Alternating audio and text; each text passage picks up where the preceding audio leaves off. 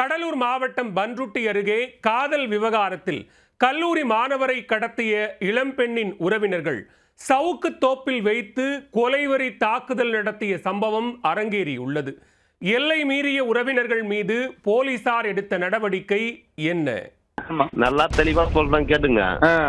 இப்போ உங்ககிட்ட நான் மேட்டர்லாம் நினைக்காதீங்க. அவன் எதை வேணாலும் பண்ணட்டும், எங்க பொண்ணே எங்களுக்கு தேவையில்லைன்னு நாங்க முடிவு பண்ணி வச்சிருக்கோம். அதான் உங்க பையனை காப்பாத்தீங்க, சரிங்களா? நான் சொல்றது புரியுதுங்களா?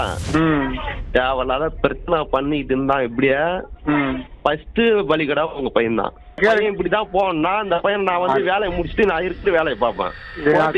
சார் காசு தான் எல்லாமே. உங்கள் மகனை கவனமாக பார்த்துக் கொள்ளுங்கள், இல்லை என்றால் கொலை செய்து விடுவோம் என இளம்பெண்ணின் தந்தை விடுத்த அப்பட்டமான கொலை மிரட்டல் ஆடியோதான் இது. போலீஸ் குறித்தோ சட்டம் குறித்தோ எவ்வித அச்சமும் இன்றி பகிரங்கமாக மிரட்டல் விடுத்து மாணவரை கடத்தி கொலைவெறி தாக்குதல் நடத்திய கும்பல் மீது போலீசார் எடுத்த நடவடிக்கை என்ன? கடலூர் மாவட்டம் பன்ருட்டி அடுத்த புதுப்பேட்டை பகுதியைச் சேர்ந்தவர் 20 வயதான சதீஷ். இவர் திருக்கோவிலூரில் உள்ள தனியார் கல்லூரியில் 3ஆம் ஆண்டு கம்ப்யூட்டர் சயின்ஸ் படித்து வருகிறார். இவர் தினம்தோறும் கல்லூரிக்கு புதுப்பேட்டையிலிருந்து தனியார் பேருந்தில் சென்று வந்தார். இந்நிலையில் அதே பேருந்தில் பக்கத்து ஊரைச் சேர்ந்த கல்லூரி மாணவி ஒருவர் அடிக்கடி பயணிக்க அவருடன் நட்பாக பேசி வந்துள்ளார்.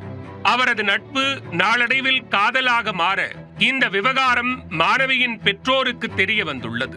காதலர்கள் இருவரும் வேறு சமூகத்தைச் சேர்ந்தவர்கள் என்பதால் ஆத்திரமடைந்த மாணவியின் தந்தை கல்லூரி மாணவருடைய தாய்மாமனுக்கு போன் செய்து பகிரங்கமாக கொலை மிரட்டல் விடுத்துள்ளார்.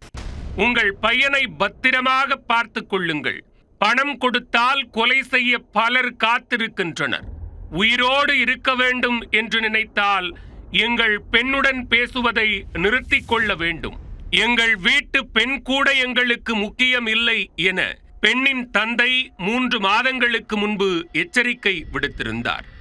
நல்லா தெளிவா சொல்றேன் கேட்டுங்க. இப்போ உங்ககிட்ட நான் மேட்டர்லாம் நினைக்காதீங்க. அவன் எதை வேணாலும் பண்ணட்டும், எங்க பொண்ணே எங்களுக்கு தேவையில்லைன்னு நாங்க முடிவு பண்ணி வச்சிருக்கோம். அதான் உங்க பையனை காப்பாத்தீங்க, சரிங்களா? நான் சொல்றது புரியுதுங்களா? தேவையில்லாத பிரச்சனை பண்ணிட்டு இருந்தா எப்படியா ஃபர்ஸ்ட் பலிகடா உங்க பையன் தான். பையன் இப்படிதான் போனா அந்த பையன் நான் வந்து வேலையை முடிச்சுட்டு நான் இருக்கிற வேலையை பார்ப்பேன்.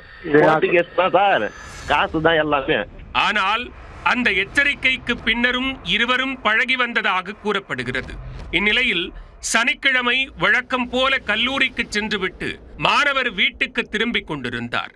அப்போது அவரை வழிமறித்த மாணவியின் உறவினர் ஒருவர் காதல் விஷயமாக பேச வேண்டும் என்று கூறி மாணவனை பன்ருட்டி பேருந்து நிலையத்திலிருந்து பைக்கில் ஏற்றிக்கொண்டு கெடிலம் அருகே உள்ள சவுக்கு தோப்புக்கு அழைத்துச் சென்றுள்ளார்.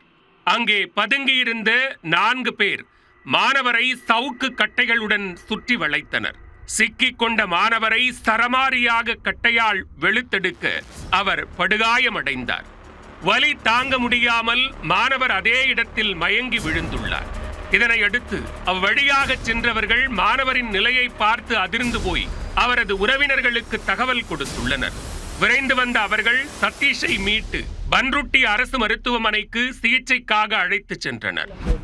சவுக்குத்தோப்புல அவங்க ஆள் செட் பண்ணி வச்சு என்னை வந்து உன்னை கொலை பண்ணிடுவேன் அப்படின்னு சொல்லிட்டு சொன்னார் சார். என் மேல நான் எந்த தப்பும் இல்லைன்னு சொல்லிட்டு சொன்ன உடனே என்னை கட்டையால 4 பேருமே அடிச்சாங்க சார்.